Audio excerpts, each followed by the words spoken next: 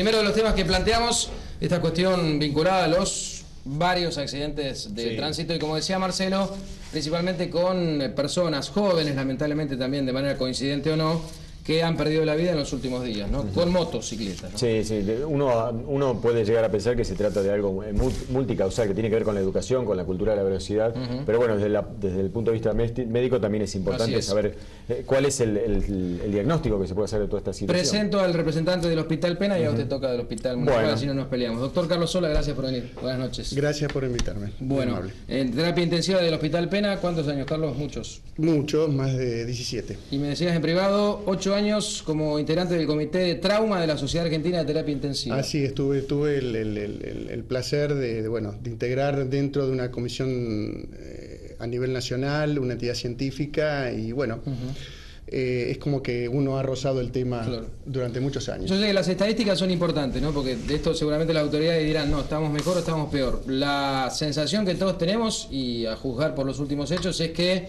como también decía Marce, evidentemente, Marcelo, hay, vos lo dijiste, el mayor patentamiento de motos. ¿Tiene una injerencia directa por el tema de los accidentes, Carlos, o no? Sí, seguramente mi colega Nicolás va a presentar unos muy buenos trabajos que han realizado en los últimos tiempos en el Hospital Municipal en la parte estadística.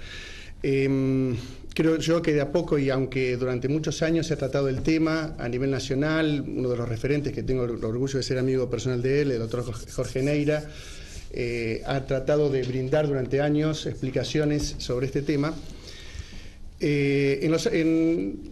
Habría que aclarar un par de cosas nada más, Sergio, con respecto a que ya el término accidente como tal en los estamentos científicos o en las jornadas ya no se usa. Uno cuando dice accidente pareciera ser que el accidente ocurre porque porque es un hecho que tenía que suceder, porque le puede dar una connotación religiosa, le puede dar una connotación, en realidad no es así, ya está demostrado.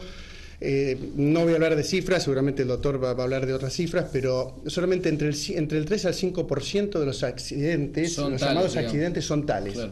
El 95% es debido a fallas humanas. Porque los últimos 3 casos coinciden en este aspecto de que ninguno tenía casco, Carlos, que iba con seguramente. Acá lo más probable es que esto, da para mucho más, pero para dar un pantallazo muy claro, el parque automotor en Bahía Blanca ha crecido muchísimo y más que nada estamos hablando de las motos chicas, de cilindradas, muchísimo. Uno, si revisa las estadísticas, obviamente dentro a nivel mundial hablan mayor porcentaje de colisión vehículo contra vehículo, cosa que no ha sucedido acá. Para eso justamente después van a hablar.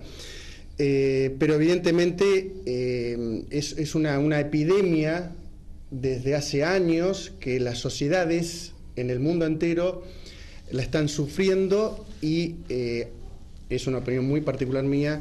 Creo que las autoridades, principalmente políticas, no están a la altura del reconocimiento como tal de esta epidemia. ¿Por qué?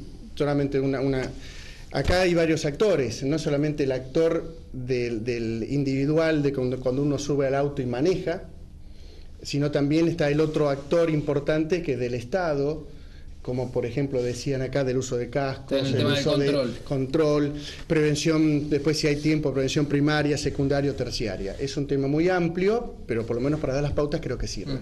Y el doctor Nicolás Muñoz Cruzado integra el equipo de accidentología del Hospital Municipal junto al doctor Gustavo Piñero. Gracias por venir. No, gracias a ustedes por la invitación. Los datos ya ahí son más finos. ¿Ha aumentado la cantidad de accidentes en moto en Bahía Blanca?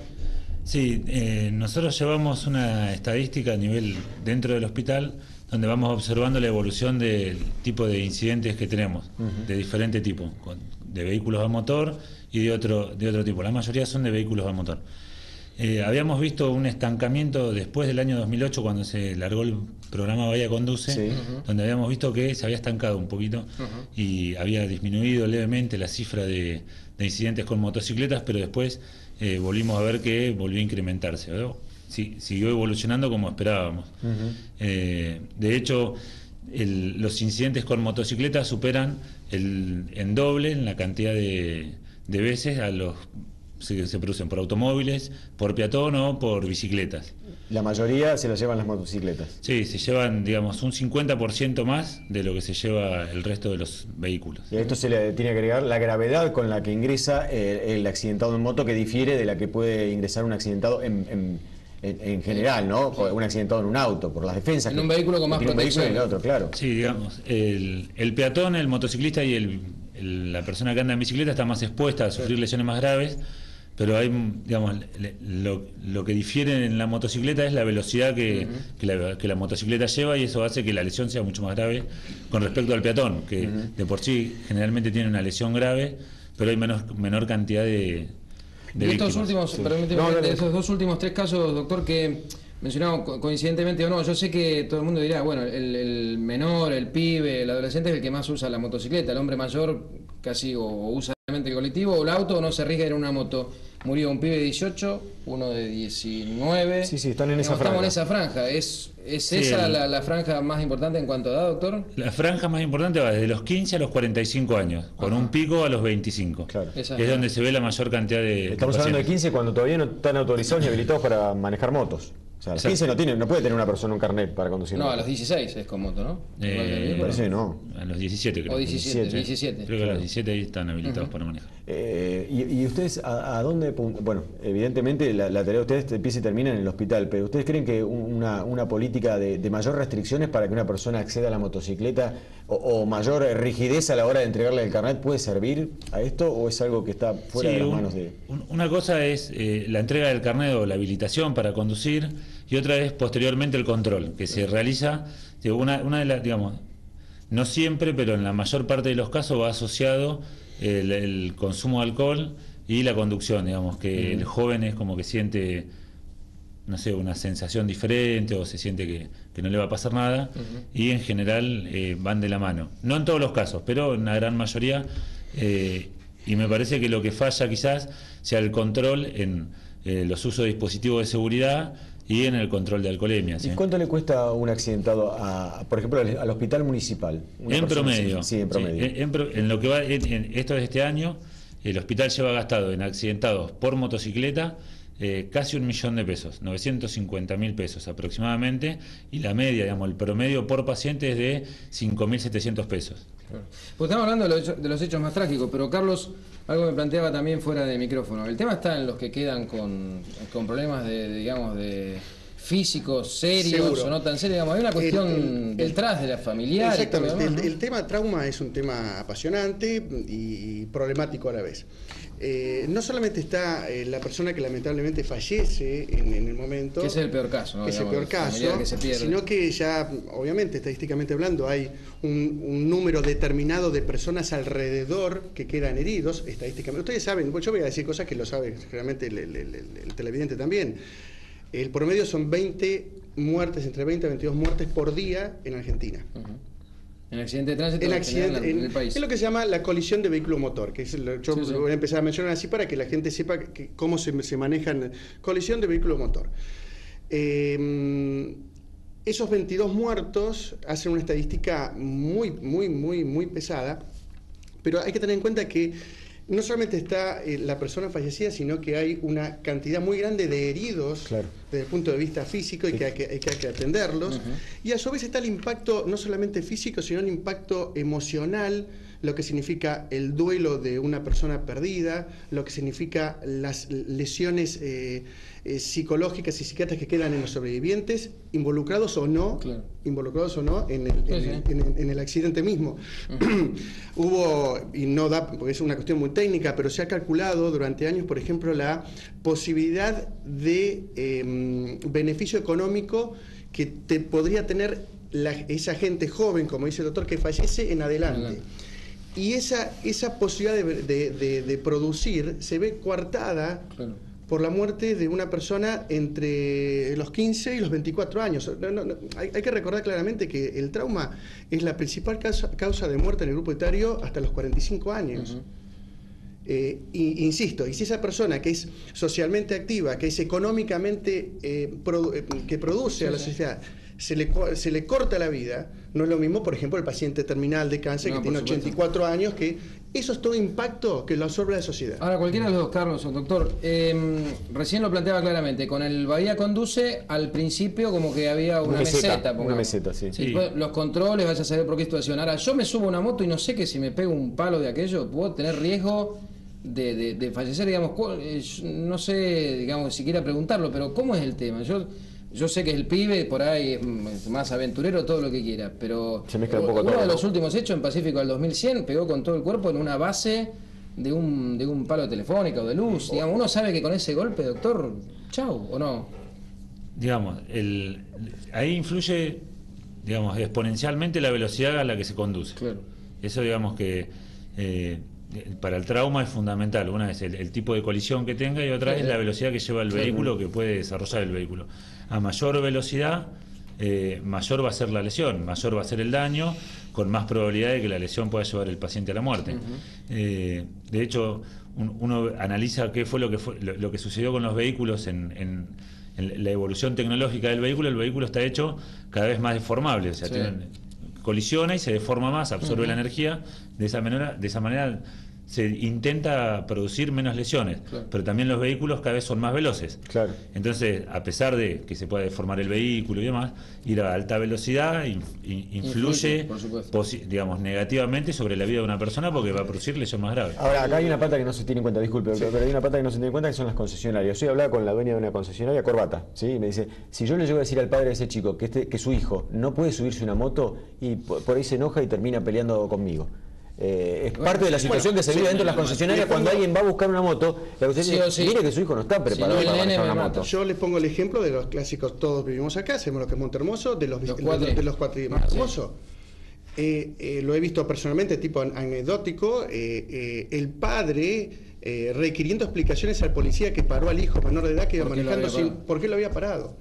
Esas cosas son las cosas que, insisto, esto es multifactorial, es un problema muy grande como para poder analizarlo en 10 minutos. Lo que pasa es que vos también, Carlos, en la terapia tenés que atender al pibe que está en terapia y al papá que te pregunta o a la mamá que te pregunta. Digamos, yo no le compré la moto. No, quiero decir que pero le tenés que dar esa explicación. Va todo de lo mismo. El tema, una de las preguntas que hicieron, más o menos había una estadística de cada 100.000 personas, entre 26 a 28 personas morían con respecto al tema de trauma en Estados Unidos.